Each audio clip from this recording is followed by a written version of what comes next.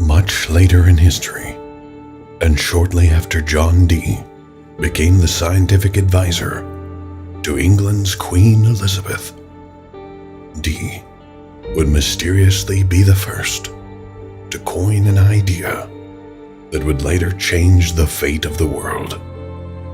He would provide the first mentioned accord in history of the creation of a British Empire and a new world.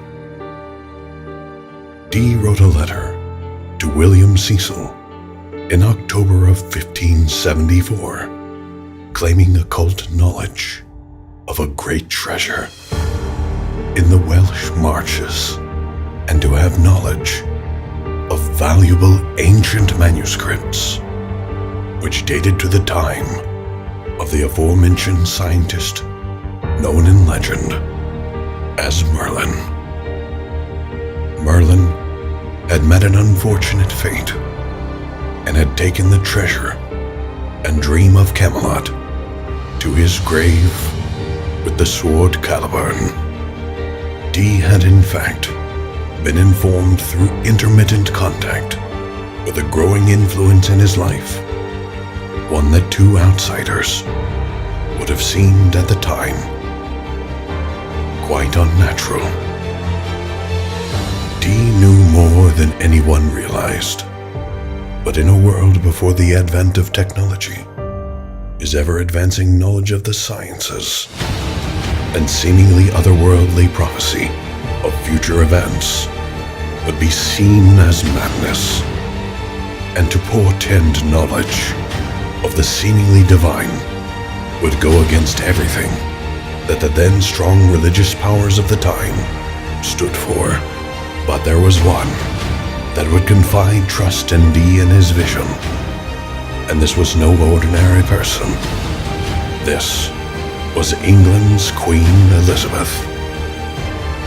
During the course of his life, Dee set into motion the plans that would eventually come to successfully forge the New World.